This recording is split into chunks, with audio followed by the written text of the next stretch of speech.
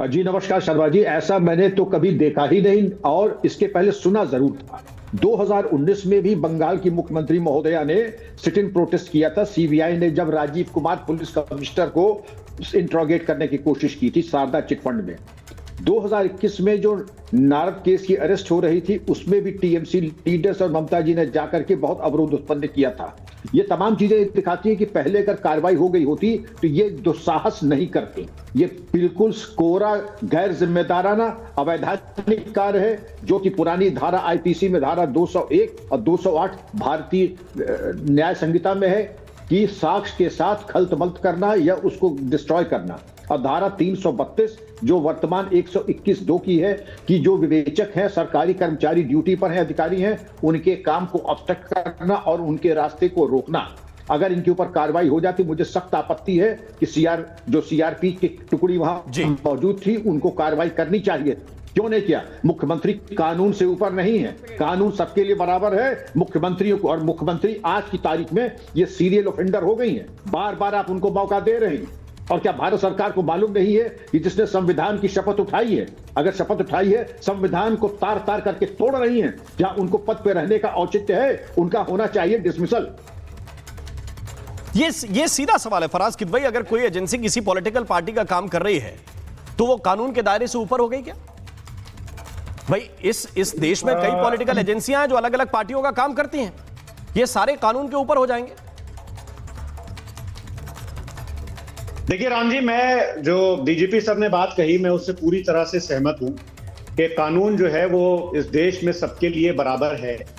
और मैं आपको कुछ, क्योंकि आपका बड़ा जो पैनल है वो बड़ा इंटेलेक्चुअल है, बहुत अच्छा है, तो मैं सुप्रीम कोर्ट के, क्योंकि सुप्रीम कोर्ट से बड़ी कोई संस्था मुझे लगता है कि इस देश में नहीं, तो सुप्रीम कोर्ट के मैं आपको दो वो दिखाता हूं। एक में मेरे पास कटिंग है, भी पूरा ऑर्डर उसका नहीं है, लेकिन सारे समाचार पत्रों में छपा था कि सुप्रीम कोर्ट कहता है कि Supreme Court cautions ED against being used to fight political battles. ये माननीय सर्वोच्च न्यायालय बोलता है।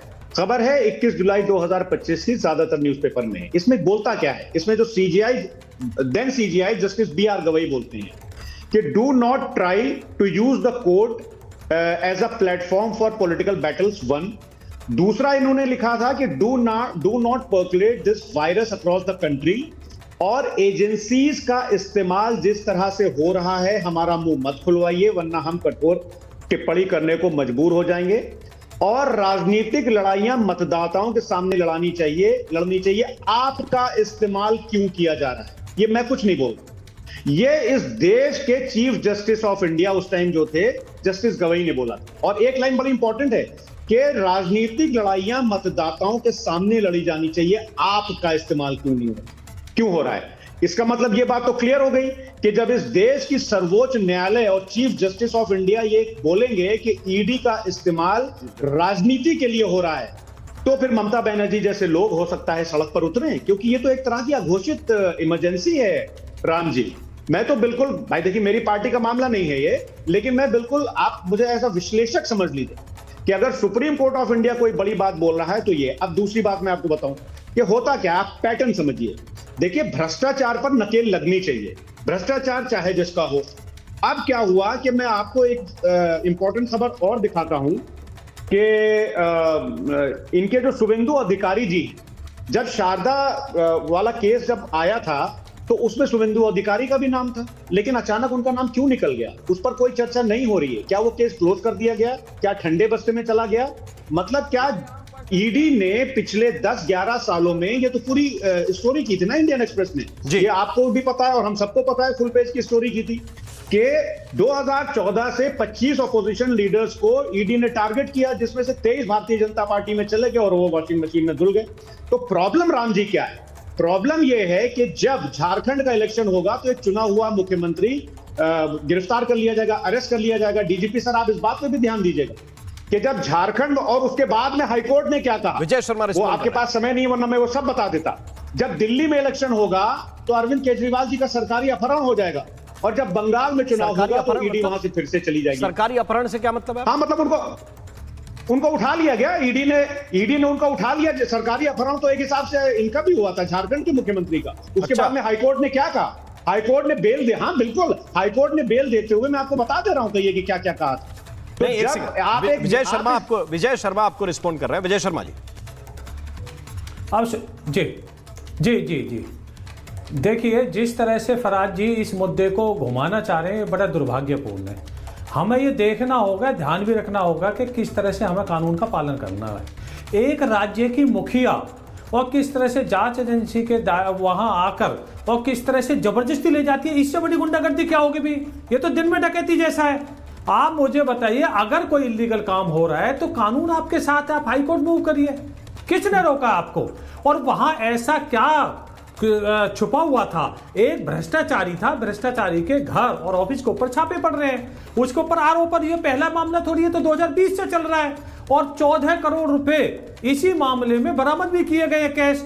तो उसका मुझे फराज जी जो है जवाब दे दें। अब मैं फराज जी की बात का बिंदुवार जवाब देता हूं, किस तरह से ये घुमाना चाह रहे हैं। अरे सुप्रीम कोर्ट की तो सीबीआई में आपने देखा होगा किस तरह से पिंजरे का वो बताया था तोता सीबीआई को, इनके कांग्रेस के राज में। और कांग्रेस का राज रहा 10 साल, ममता दीदी का भी रहा बीच में। क्या किसी बीजेपी कार्यकर्ता को पकड़ा गया भ्रष्टाचार में? तब भी इनके ही पकड़े जाते थे, इनके खिलाफ भी मुकदमे दर्ज होते थे, आज भी इनके खिलाफ हो रहे। अरे भ्रष्टाचारी इनके यहां बैठे हैं। क्या कोई आदमी मना कर सकता है कि जो करोड़ों रुपए 10-10, 15-15 करोड़ रुपए टीवी चैनल के ऊपर सामने दिखाए जा रहे हैं, वो पकड़े जा रहे हैं, वो किसके हैं भाई?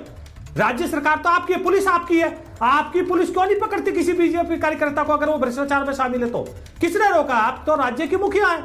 और राजीव कुमार जो अभी बताया था, बड़े सीनियर डीजीपी रहे हैं उन्होंने, कि किस तरह से धरने पे बैठ गई थी ममता दीदी उनके लिए। दूसरा इन्होंने बताया केजरीवाल जी का। मैं जवाब देता हूं केजरीवाल जी के लिए। कांग्रेस की प्रवक्ता सुप्रिया सिन्हा छाती ठोक के कहती है हमने कंप्लेन की थी केजरीवाल ने भ्रष्टाचार किया है। तो बता दीजिए कांग्रेस झूठी है या जांच एजेंसी? वो खुद कहती है कि भ्रष्टाचार किया केजरीवाल ने शराब में। और जहां तक ये हेमंत जी की बातें करते हैं, अरे भाई जांच एजेंसी जांच करके तथ्य कोर्ट के सामने रखती है। ये कोर्ट तय करता है कि उसको जेल भेजना है या छोड़ना है। बाद में जमानत कोर्ट ने दी है। तो ये चीजें तो सारी कोर्ट के ऊपर निर्भर करती है। और कोर्ट कौन? हाई कोर्ट है, सुप्रीम कोर्ट में कौन जज बनाता है? कॉलेजियम बनाते हैं। मुझे एक सेकंड फराज किदवई, मैं आपके पास लौट के आ रहा हूं, लेकिन पहले मेरे साथ हर्षवर्धन त्रिपाठी हैं। अनिल जाएं, एक टिप्पणी में उनकी ले लूं, इसके बाद आपके रिएक्शन के लिए आऊंगा। लेकिन हर्षवर्धन त्रिपाठी, एक मिनट आ रहा हूं, अनिल झा आपके पास आ रहा हूं। हर्षवर्धन त्रिपाठी जी को मैं एंड कराना चाहता हूं। हर्षवर्धन त्रिपाठी जी, ऐसे तो सारे भाई पॉलिटिकल पार्टियों पे छापा इसलिए मत मारो क्योंकि वो चुनाव लड़ती हैं, ये पॉलिटिकल प्रेशर हो जाएगा। पॉलिटिकल पार्टियों के लिए काम करने वाली दूसरी एजेंसियों को इसलिए मत पकड़ो क्योंकि वो उनके लिए काम करती हैं। फिर कैसे कार्रवाई होगी और क्या छोड़ा जाएगा, क्या पकड़ा जाएगा? अगर एक चीफ मिनिस्टर सामने से ईडी के अधिकारियों से दस्तावेज छीन कर ले जाएगा तो हो चुकी जांच और हो चुके परिणाम। देखिए राममोहन जी, सबसे पहले तो यही कि सर्वोच्च न्यायालय ने ईडी को ये शक्तियां दी हैं, उसको वैलिडेट किया है। जो लोग यहां झूठ बोल रहे हैं उससे बचना चाहिए। एक ऑब्जर्वेशन और जजमेंट में फर्क होता है। तो मुझे लगता है कि उम्मीद मैं करता हूं कि ये समझदारी तो आगे से दिखाएंगे कि एक ऑब्जर्वेशन और जजमेंट दोनों का फर्क होता है। जजमेंट में उसी सुप्रीम कोर्ट ने ईडी को ये सारे पावर दिए हैं, सीजर के पावर, अरेस्ट के पावर, रेड के पावर। और ये जो मैं गिना रहा हूं, इसको जितने भी दर्शक अभी देख रहे हैं रिपब्लिक भारत ना, वो अच्छे से उसको सर्च कर ले। एक ऑब्जर्वेशन और जजमेंट का फर्क समझ में आ जाएगा, नंबर 1। अब इसके आगे की बात पर आते हैं। सुप्रीम कोर्ट ने जो शक्तियां दी हैं उसी के तहत ईडी एक कार्रवाई करती है। और ईडी का कम से कम वो प्रेस नोट पढ़ के आना चाहिए टीवी की डिबेट में, जिस प्रेस नोट में वो साफ साफ बता रहे हैं कि सीबीआई की जो एफआईआर थी, जिसमें कोल स्कैम से जुड़े लोगों पर जो एफआईआर जो हुई थी, उसको लेकर जब इस मामले में आगे बढ़े तो हवाला के जरिए आई पैक को दसियों करोड़ रुपए या सैकड़ों करोड़ रुपए, ये मुझे नहीं पता है, लेकिन tens of crore of rupees लिखा हुआ है उनके प्रेस रिलीज में, वो दिया गया। क्या किसी प्रदेश की मुख्यमंत्री इस तरह का शर्मनाक व्यवहार कर सकती है? क्या यह संभव है? और राममोहन जी, अगर हम आप वहां होते तो अब तक जेल में होते, कोई बचाने भी नहीं आता। और जिनके पास कुछ बोलने को नहीं होता है तो वो इधर उधर की बातें करते हैं। बचाने के लिए सबसे पहले तो मुख्यमंत्री ममता बनर्जी के इस एंटी कॉन्स्टिट्यूशनल, अनकॉन्स्टिट्यूशनल रवैये की निंदा करनी सबसे पहले, उसके बाद कोई बात होनी चाहिए इस डिबेट। एक सरकारी एजेंसी किसी एक प्राइवेट जो कंपनी है उस पर जिस पर हवाला के जरिए पैसे लेने का आरोप है, उसके यहां छापा मार रही है। मुख्यमंत्री पुलिस अधिकारियों के साथ जाकर वहां उसमें बाधा डाल रही है और वहां से कागज लेकर जा रही है। आ रहा हूं देवनाथ जी, मूल आपके बात पास भी आ रहा हूं, मुख्यमंत्री पर फराज जी सवाल के पास उठना भी आ रहा हूं। पहले अनिल झा का एक रिएक्शन ले लूं। अनिल झा, आपके पास आता हूं। इस वक्त एक बड़ी खबर मिल रही है। बड़ी खबर यह है कि